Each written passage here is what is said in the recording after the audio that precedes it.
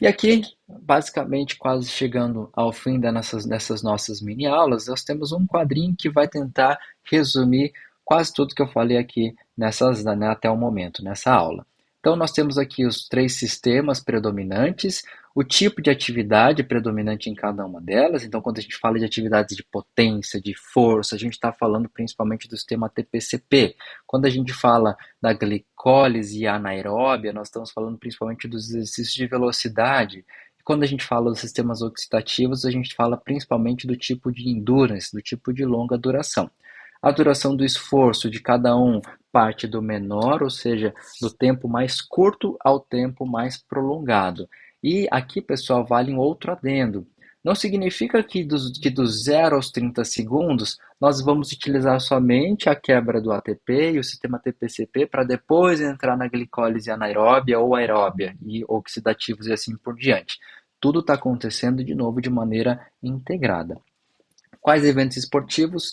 Quando a gente fala de sistemas que envolvem potência, a gente está falando de sprints, ou seja, corridas de curta duração, saltos, levantamento de peso, enquanto que para a glicólise o que predomina vai ser a corrida dos 400 metros, natação de 100 metros, 200, ou seja, né, durações um pouco mais prolongadas, onde a via glicolítica ela vai predominar, os esportes de luta, como eu falei para vocês, alguns esportes coletivos, e os sistemas oxidativos, a gente está falando dos de longa duração, corridas aí acima de 5 quilômetros ou, né, dependendo do indivíduo, né, como eu falei para vocês, depende aí da adaptação de cada um, esse indivíduo ele já pode, né, até pensar, né, numa outra realidade, tudo bem? Bom, local, sistema TPCP, hidrólise acontecendo no citosol, assim como a glicólise, também no citosol, e os sistemas oxidativos precisam da mitocôndria e, portanto, vão acontecer nessa integração de mitocôndria e citosol. Local do substrato, mesma coisa, citosol, em ambas, né, hidrólise de ATP e sistema TPCP, glicólise, e nos sistemas oxidativos nós estamos falando de citosol, sangue, por conta da glicemia, ácidos graxos livres e tudo mais, fígado, depósito de glicogênio, reserva, e tecido adiposo na forma de triacilglicerol. Velocidade, sistema TPCP, hidrólise de ATP imediato, glicólise rápido e sistemas oxidativos lento e prolongado. Substrato, é sistema ATP-CP, ATP e fosforilcreatina.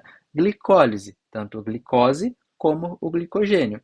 E oxidativo, glicogênio muscular, hepático, eu também posso utilizar aí, na verdade, outros substratos como lipídios e também proteínas que eu falei para vocês. E a presença de oxigênio, sistemas anaeróbicos que eu falei para vocês, hidrólise do ATP e fosforilcreatina e glicólise alática. E também nós temos sistemas oxidativos, o qual vão utilizar oxigênio.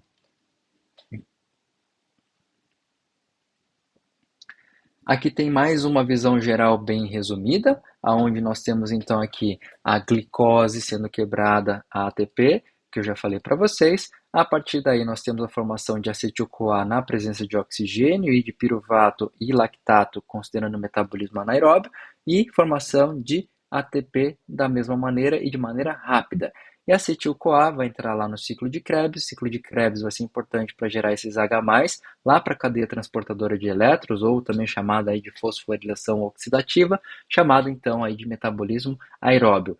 Altamente eficiente, porém, produção de ATP menor do que, aliás, perdão, a produção de ATP maior, porém de maneira muito mais lenta do que o sistema anaeróbio. E por fim, pessoal, trago esse gráfico para vocês também, super aí famoso nos livros textos de fisiologia do exercício, que é só para vocês entenderem essa integração das vias de geração de energia. Aqui nós temos então o sistema TPCP imediato que eu falei para vocês. O indivíduo começou a dar um sprint alta velocidade, considerando intensidade máxima, ele vai começar a utilizar esse sistema para gerar ATP, regenerar ATP por um período ali curto, aonde a gente já vai ver a via glicolítica entrando, de maneira que eu consiga continuar com a produção de ATP, e se o exercício ele persiste, nós vamos começar a recrutar ali a glicose aeróbia para que o exercício continue. Esse gráfico, né, portanto, na verdade, ele está considerando sempre o exercício máximo, ou seja, o indivíduo começou a correr na maior velocidade possível, ele está considerando aqui, então, o sistema TPCP como predominante. O indivíduo continua correndo no seu máximo, porém, automaticamente a intensidade ela começa a diminuir, como eu falei para vocês. Aí entra a glicólise aeróbia, ou seja, perdão, aí entra a glicólise anaeróbia, ou seja, produção ainda rápida, porém pouco eficiente. O indivíduo continua correndo na sua maior velocidade possível, porém, como eu falei, intensidade caindo cada vez mais, aí eu começo a entrar nos sistemas oxidativos, pessoal. Então, considerem sempre o exercício máximo e considerem sempre que aqui nós estamos falando de uma integração entre sistemas.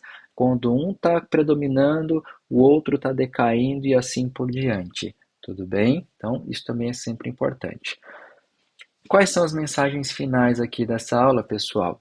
Bom, considerando então tudo que eu falei, a gente sempre precisa pensar que ambos os sistemas eles vão ser importantes para a gente. O que vai ser relevante vai ser basicamente a intensidade e a duração do exercício e que tudo acontece de maneira integrada.